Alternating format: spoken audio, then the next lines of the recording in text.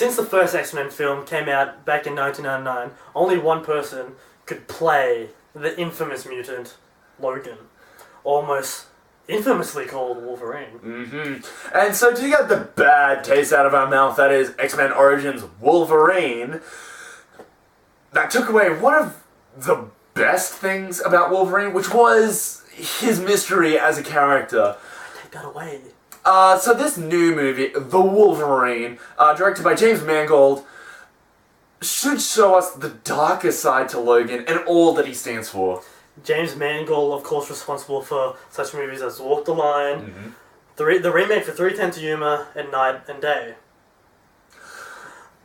Alongside Mangold is writer Mark Bomback, who also did Die Hard 4.0, the remake of Total Recall, and is also writing the new Planet of the Apes movie, Dawn of the Planet of the Apes. Yes, there's a lot of and thes. Shouldn't have two of those in them. Yeah, no, it's kind of a weird thing. But writing alongside Bomback is Scott Frank, who did one of my favorite sci-fi movies, Minority Report. He did the remake for Flight of Phoenix, and he also did Marley and Me. Yeah. So will The Wolverine be a good comic book movie? Will it be a good movie in general? Or will it just be another disappointing film altogether? We will find out in another epic saga continuing in The Pop Cult. Ah!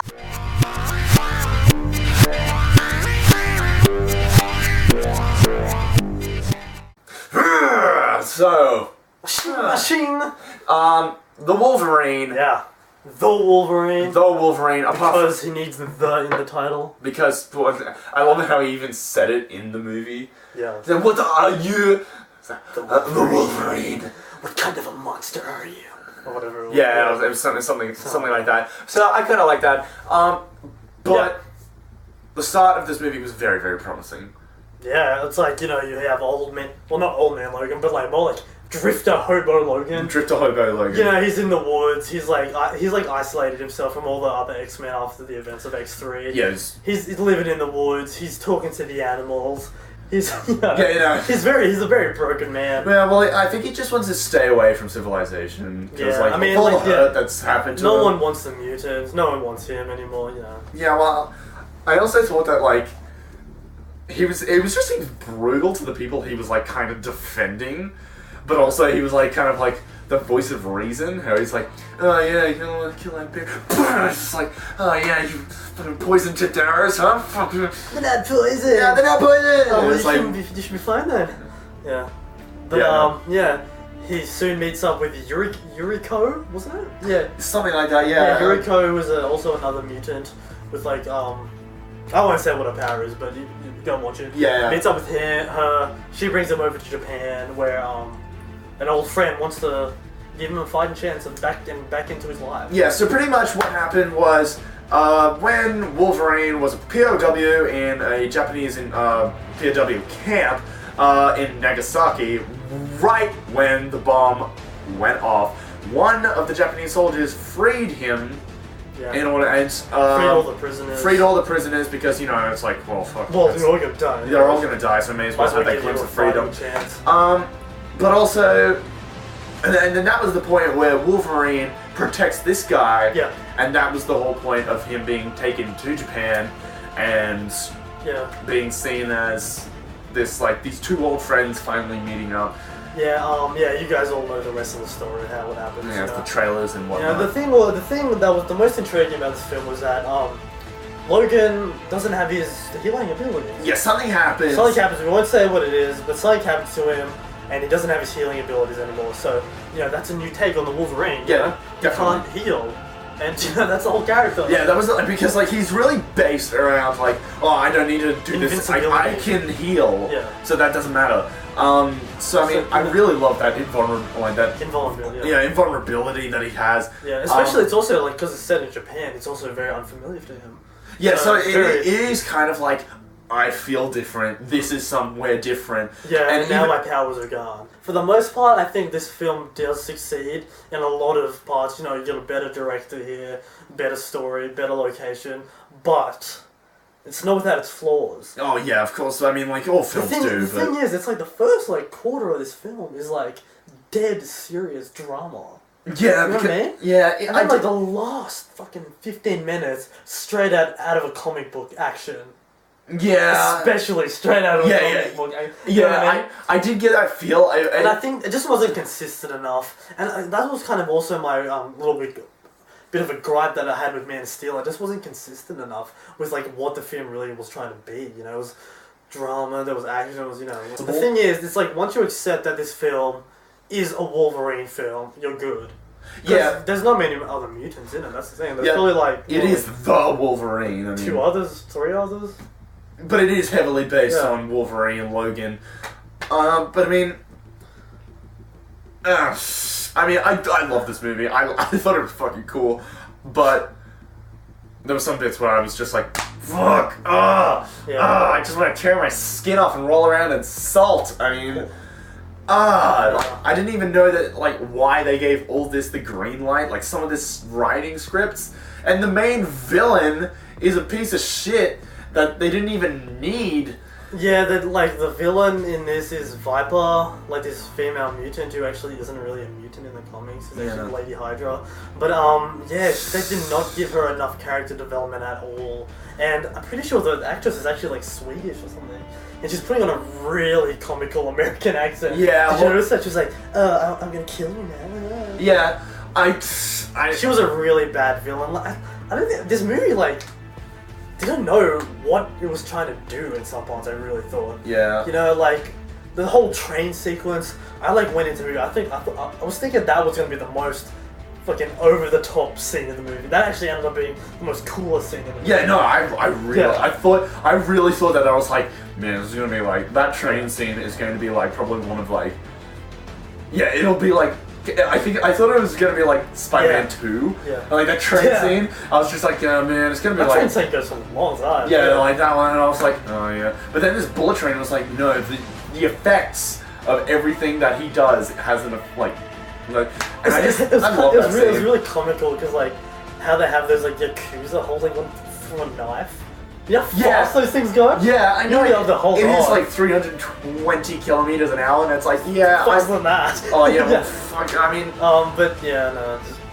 But I mean, like overall, this movie was enjoyable. I mean, I went in and I was expecting an X-Men movie. Yeah. I like expecting to see Wolverine overcome his stupid fucking problems and come out and kick ass. Yeah. I just wish that there was more kind of Japanese vibe to it. Yeah, like that's the thing. I think it was like, it's kind of weird to say this, but like there was less substance than style, even though there was more style. But the thing is, there wasn't enough style. Yeah, because it was set in Japan. I thought it was going to be this hardcore Japan film, Japanese culture everywhere. Yeah, no, I thought that too. It wasn't that much. Yeah, because besides like a couple of characters speaking in Japanese, and that's it. Yeah, no, and so I was like actually thinking about this when I left, and I was at home lying in bed. I was thinking about it, and I was like, they could have done this exact same movie in Germany. Oh yeah. And I was like, they could have done the exact same thing, except in Germany. Like, all the characters different, like, just instead of Japanese, German. And instead of, like, the atomic bomb or something, it's like the fall of Berlin. Yeah. It just felt like not enough substance of Japanese culture went into it. Yeah. So not enough. I really wanted to see Wolverine become a samurai or a freaking ninja or something, because like at the end he kind of needed it. A lot of like missed opportunities here and promise for a lot of things didn't deliver, and there is a twist at the end. I'm not going to say what it is, but it is very fucking weak. Yeah, no, I didn't even know that was a fucking twist. I was like, I was like, does this count as a twist? Is this technically count in definition a twist? It is a twist. It is technically a twist, but it's really bad, man. Really bad. I question my existence after watching that twist. And also, I think it does the character like some really big injustices. Yeah, and it was like... Injustices? Yeah, the plural of injustice. Yeah. But, no, all of that said and done, what will we rate this, Sean? Well, I really did go into this pessimistic, I'm not gonna lie, because after Origins, you know, like my heart never healed for another X-Men. Until I saw First Class. Yeah, but you enjoyed First Class more than me. Yes. Definitely. I really liked it. Yeah. But I went into this film very pessimistic. For the most part, I really did like the film.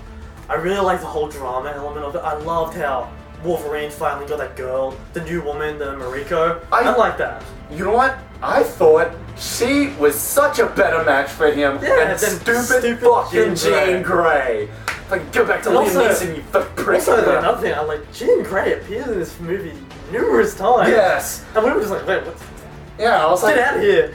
Ah, Jean, get out of here. Yeah. She was always in a bloody nightgown. You know what I'm saying? Like, I love it how I was almost hanging out. I love it how they tried to make her so sex appealing, and it was like, no, Jean, just stop. But yeah, I went into this pessimistic.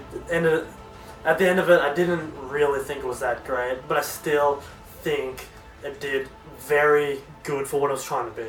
Oh yes, yeah, definitely. So I'm gonna give it a 6.5 out of 10. Wow, that's alright. Yeah. You know, I'm just a fucking comic book nerd for this, and the fact that it was in Japan. Yeah. I like, if they just pulled off the Japan bit, fucking 10 out of 10. I would have given this fucking like nearly a 10 out of 10. No doubt. The fact that there was no, there was like no reference to him being a stronger like samurai ninja. Yeah. There were ninjas and samurais in it. No Japanese cultural element really. Yeah, I mean like there was only like those bits with ninjas and like Yakuza and like like bullet trains and then a giant samurai. Yeah, and then so I was and so you know apart from that, you know I didn't mind it. I thought it was good for what it was. I'd give it a mediocre score, so probably like 7, maybe 6.5. No, 7. 7. I'll go with 7. 7, 6.5. That's what we thought of the film. Also, like, subscribe, and even add to favorites. You know, do that thing that YouTube does. So, apart from that, look at all of our other reviews. You know, look around. You know, you might find something you like. In the meantime, join the cult. Goodbye. Pop out.